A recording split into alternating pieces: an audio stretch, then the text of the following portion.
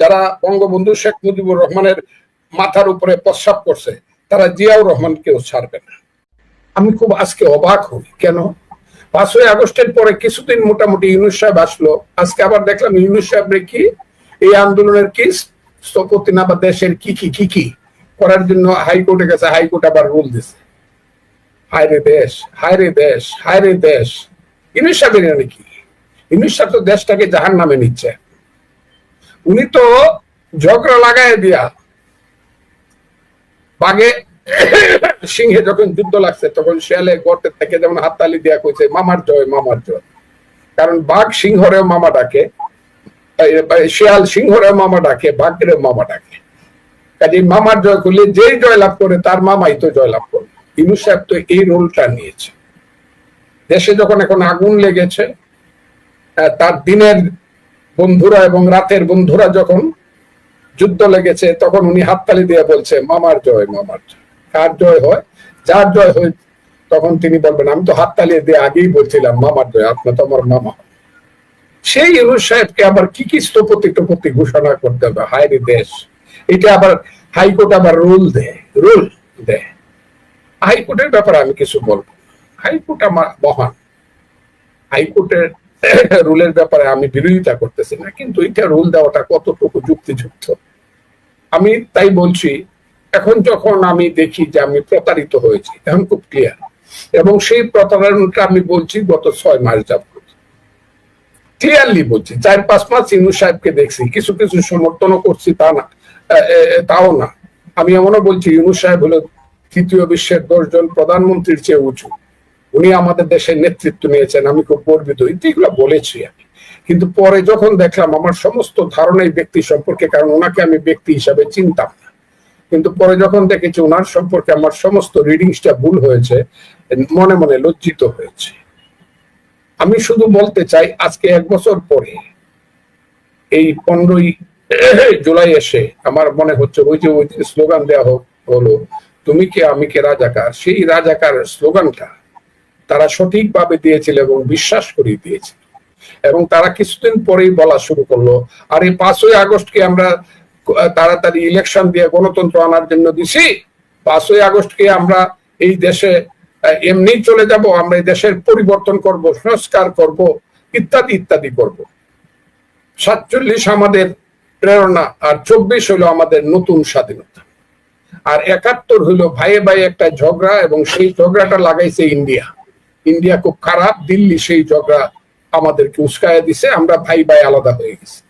কয়েকবার যখন বলেছে আমি তখন মনে করেছি আমার দল যখন নীরব, সব যখন নীরব, অন্যান্য লোকেরা যখন ভয়ে ভীত, তখন আমার কাছে মনে হয়েছে কেন পান্থ ক্ষান্ত হও হেরি দীর্ঘ পথ। আমার কাছে মনে হয়েছে কুকুরের মতো বেঁচে থাকার চেয়ে বাঘের মতো এক মরে যাওয়া অনেক ভালো। কাজে আমি সেদিন হাত তুলে বলেছিলাম এই রাজাকারের বাচ্চারা, আল বদরের বাচ্চারা, এখনো কিন্তু মুক্তিযোদ্ধারা জীবিত আছে, আমরা কিন্তু জীবিত আছি, খুব সাবধান রাজাকারের বাচ্চারা। এবং পর্যায়ক্রমিক ভাবে প্রতিদিন প্রতি মুহূর্তে রাজাকার বিরোধী বক্তব্য আমি দিয়েছি।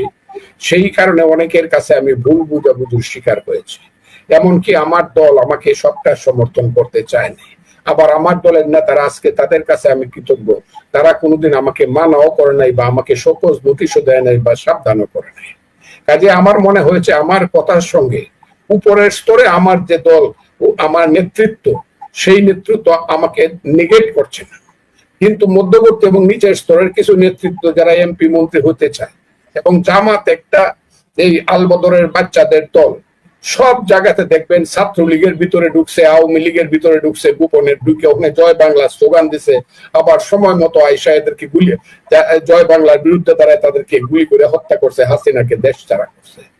এদের প্রায় অধিকাংশ লোক, জামাতের অধিকাংশ আলবদরের বাচ্চারা এখন বিএনপি তো আছে বলে আমার মনে হয়। এর একটা উদাহরণ আমি দিই, বিএনপির নেতারা যদি আমাকে বলে এটা কেমনে বললেন, এই পরশুদিন পর্যন্ত এক আলবদরের বাচ্চা, আমি যাকে 6 মাস আগে বলেছি এই আলবদরের বাচ্চা তুই নাকি মালয়েশিয়া থাকোস, তোর চেহারাটা দেখলি তো মনে হয় তুই আলবদরের বাচ্চা, তুই আবার নামের আগে ডক্টর লাগাস, তুই তো আলবদরের বাচ্চা, তুই কস বিএনপি করি। বিএনপি নেতারা আমাকে বলছে এটা আপনি কি বলেন, সে তো বিএনপির লোক, কিন্তু আজকে প্রতিষ্ঠিত হয়েছে সেই আলবদরের বাচ্চা বিএনপি সাইরা 4 দিন আগে একটা সিট থেকে নমিনেশন নিছে জামাতের ক্যান্ডিডেট পাল্লা মার্কা নিয়ে। কাজে বোঝা গেল জামাতের ক্যান্ডিডেট হইতে পারে, জামাতের কেন্দ্রীয় নেতারাও বিএনপির ভিতরে ঢুকে ছিল এবং এখনো আছে। কাজে অনেকেই জামাতের প্রতি দুর্বলতা ছিল, কিন্তু কালকে যখন গতকাল এবং পরশুদিন একটা ঘটনাকে কেন্দ্র করে যখন আলবদরের আসল রূপটা বের হলো, রাজাকারের আসল রূপটা বের হলো, মায়ের পেটে জন্মগ্রহণ করে মাকেই খেতে চায় যে সেই নিমক হারামরা, সেই জারজরা, তারা যখন তাদের আসল রূপটা বাইর করে রাজপথে স্লোগান দিতে শুরু করলো, কি শুরু করছে আপনারা জানেন। প্রথমে বাইরিল ওই চরমোনার লোকজন একদম নেতাদেরকে নিয়ে শয়ে শয়ে বাইর হইল কি হাসিনা গেছে যে পথে তারেক যাবে সে পথে, এই স্লোগান শুরু হলো। আচ্ছা, এই স্লোগানটা তো মোটামুটি রাজনৈতিক, এরপরে যে কত কত কুৎসিত স্লোগান হলো এটা আমার মুখ দিয়ে আসবে না। এরা বেজন্মা বইলা, বিদেশে কিছু বেজন্মা আছে কুকথা বলে, বেজন্মা, এদেরকে আমি বেজন্মা বলবো, এদের বাপ হলো থাকে পাকিস্তানে। ওই পাকিস্তানিদের ছেলেরা বিদেশে থেকে ইউটিউব চালায়, এখানে কিছু পাকিস্তানের ছেলেরা আছে যারা স্লোগান দেয় 1 2 3 4 ইত্যাদি ইত্যাদি, অথবা গাছের ডালে খাওয়া, তারেক রহমান ইত্যাদি ইত্যাদি। আমি কথাটাও বলতে পারবো, আমার সুরে মনে হয়েছে মানে এর চেয়ে ঘৃণিত কোনো কাজ এই দেশে। তারেক রহমানের দোষটা কি? এরপর দেখলাম হঠাৎ করে ছাত্রদের কিছু জারজ শহীদ জিয়ার ছবিটাকে মাটির মধ্যে পাড়াইয়া পা দিয়া পাড়াইতেছে, আগুন জ্বালাই দিয়ে, আর কত ধরনের স্লোগান ম্যাডামের নামে। যে ম্যাডাম এই কিছুদিন আগে 11ই জুনের আগেই বলছে এই ইউনূস সাহেবের সঙ্গে শত্রুতা করা যাবে না, মিলেমিশে থাকতে হবে, ম্যাডামের এখন অসুস্থ অবস্থা, উনি চায় ওনার সন্তান যাতে কোনো বিপদে না পড়ুক। সেই ম্যাডামের নামে কুৎসিত স্লোগান, এগুলা শুনে শুনে আমার কাল জ্বালাপালা হয়ে গেছে। আমি কিন্তু 6 মাস যাবৎ বলতেছি সাপ কিন্তু কারো আপন না, এরা কিন্তু সুবল দেবে, কারণ এরা আওয়ামী লীগকে তাড়াইছে। আমি আরেকটা কথা বলি, আমি সারা বাংলাদেশের মানুষকে জানাইয়া আমার দলের মানুষকে চ্যালেঞ্জ করছি, আমি যদি এটা না শুনেন আমার প্রতি আপনারা অবিচার করবেন। আমি 6 থেকে 7 মাস আগে বলছি, যারা বঙ্গবন্ধু শেখ মুজিবুর রহমানের মাথার উপরে প্রস্রাব করছে তারা জিয়াউর রহমানকেও ছাড়বে না, কারণ বঙ্গবন্ধু শেখ মুজিবুর রহমান ব্যক্তি হিসাবে তাদের শত্রু না, স্বাধীনতা মুক্তিযুদ্ধটাই তাদের কাছে শত্রু। কাজে জিয়াউর রহমান যেহেতু বলছিল মেজর জিয়া, আমি আজকে বিএনপি কেও বলতে চাই, মেজর জিয়া না থাকলে রাষ্ট্রপতি জিয়া কেমনে হয়েছে? The real thing is he was Major Jia. I do hereby declare the independence of Bangladesh, এবং on behalf of our great leader Bangabandhu Sheikh Mujibur Rahman. আমি যদি বলি যে আওয়ামী লীগ কোনদিন এই কুপমন্ডুকতার জন্য জিয়াউর রহমান সাহেবকে, সে শহীদ জিয়াকে স্বীকৃতি চায়, এটা কি আইলো গেল? জিয়াউর রহমান তো বাপের বেটা, পাকিস্তানের ইহিয়া খানের বিরুদ্ধে জানে যে হুইজ জিয়া, হিজ মেজর, তার সমস্ত পরিবার বাংলাদেশের ভিতরে বাপকা বেটার মতো স্বাধীনতার ঘোষণা দিতে, এইটাই বা কম কি?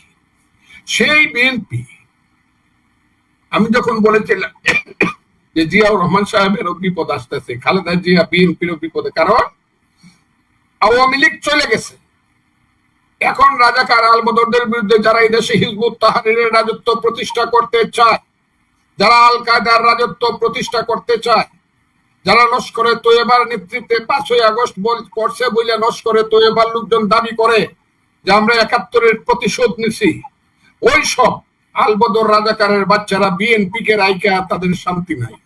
তারা মনে করে বিএনপি পথের কাটা হয়ে দাঁড়াবে এক সময়, কারণ বিএনপির নেতা তো মুক্তিযুদ্ধ করছে, কাজে বিএনপি কে তারপরে শেষ করে দিতে হবে। সেই কারণে পরশু এবং গতকাল যে স্লোগানগুলা বিএনপির বিরুদ্ধে জনাব তারেক রহমান, দেশনেত্রী বেগম খালেদা জিয়া এবং শহীদ জিয়ার বিরুদ্ধে হয়েছে, এইগুলো হলো তার খুব প্ল্যান প্রোগ্রাম করে, এটারও নীল নকশা, বিএনপি কে ধ্বংস করে দিবে, বিএনপি চাঁদাবাজ, বিএনপি কুনি, বিএনপি এই, বিএনপি মানে বিএনপির মতো খারাপ। অথচ 16টা বছর যাবৎ বিএনপি নিজেদের সবকিছু উৎসর্গ করে, জীবনকে বাজি রেখে, অনেকে বলে মানুষ রাজনীতি জুয়া খেলে টাকা দিয়া, রাজনীতি খেলে মানুষ জীবন দিয়া। জুয়া হারলে টাকা চলে যায়, কিন্তু রাজনীতিতে হারলে জীবন চলে যায়। সেই জীবন যৌবন সব হারাইছে বিএনপি এবং অন্যান্য কিছু বিরোধী দল। 16 বছর আন্দোলন করছে, এখন এইসব বিএনপি কে এমন ভাবে স্লোগান দিচ্ছে ঢাকা বিশ্ববিদ্যালয়ে, আমার খুব খারাপ লাগে, খুব খারাপ লাগে। আমি আপনাকে খুব ক্লিয়ারলি বলছি, ঢাকা বিশ্ববিদ্যালয় এখন রাজাকারের বাচ্চারা দখল করে বসে আছে। এদের নাম হলো শিবির। এরাই কালকে প্রথম স্লোগান দিয়ে, পরশুদিন প্রথম স্লোগান দিয়ে, এরাই আজকে বলে যে আমরা বিএনপি অফিস দিয়ে নয়াপল্টনে দখল করে ফেলব। আমি আপনাদের কাছে খুব ক্লিয়ারলি বলতে চাই, এখন যে আজকের যে স্লোগানটা ছিল তুমি কে আমি কে রাজাকার রাজাকার, এই স্লোগানটা জামাত সহ সমস্ত সাম্প্রদায়িক শক্তি এবং ইসলাম নামের ধর্ম ব্যবসায়ী শক্তি এবং এই যে ছোট ছোট এনসিপি টেনসিপি, আমি খুব ক্লিয়ারলি বলি, এরা যারা আছে এবি পার্টি, তারা এই দেশে সেই স্লোগানটাই প্রতিষ্ঠিত করতে চায়, তুমি কে আমি কে রাজাকার রাজাকার। দেরিতে হলো আজকে আমি দেখলাম সারা বাংলাদেশে বিএনপির নেতৃত্বে স্লোগান হয়েছে জামাত শিবির রাজাকার, এই মুহূর্তে বাংলা চায়, রাজাকারের আস্তানা জ্বালিয়ে দাও পুড়িয়ে দাও, এই স্লোগানগুলো এবং জামাতের বিরুদ্ধে এবং রাজাকারের বিরুদ্ধে ভীষণ। বা আমি সবচেয়ে এই ব্যাপারে এখন আমি কি বলবো, আমি এখন নিজেকে অনেক বেশি বিশ্বাসী মনে করি এই কারণে যে আর যাই হোক এই দেশটা রাজাকারের হাতে যাবে না, কারণ বিএনপি নিজেকে এখন বুঝতে পারছে এবং চিনতে পারছে যে জামাত রাজাকাররা কোন শ্রেণীর সাপ এবং শত্রু, এবং দেশটা খুব ক্লিয়ার হয়ে, এবং আমি মনে করি এই দেশটাকে মুক্তিযুদ্ধের পক্ষে রাখতে হবে। 5ই আগস্ট যা হয়ে গেছে সেইটাকে যদি এই দেশে ফিরিয়ে আনতে হয় নতুন দিন, তাহলে নিশ্চিতভাবে তারেক রহমানের সঙ্গে ইউনূস সাহেব যে কথা দিয়েছিলেন, যে কথা থেকে সরার জন্য ইউনূস সাহেব এইসব করতেছে বলে আমি মনে করি। কারণ ইউনূস সাহেব গত 2-3 দিনে একটা কথা বলেন, উনি খুব নীরব, দেশে এত কিছু হয়ে যাচ্ছে উনি খুব নীরব, কোনো কথা বলেন। ইউনূস সাহেবের উচিত হলো দ্রুত নির্বাচন দেওয়া, ডিসেম্বরের মধ্যে প্রস্তুতি নেওয়া, ডিসেম্বরের মধ্যে ইলেকশন দেওয়া, উনার সরে যাওয়া উচিত। এবং রাজনীতিবিদদের হাতে ক্ষমতা আসুক, রাজনীতিবিদদের হাতে যদি দেশের দায়িত্ব না আসে এই দেশ ঠিক হবে না। ইউনূস সাহেবরা চক্রান্ত করিয়া সেন্ট মার্টিন দিয়া দিবে, চট্টগ্রাম বন্দর দিয়া দিবে।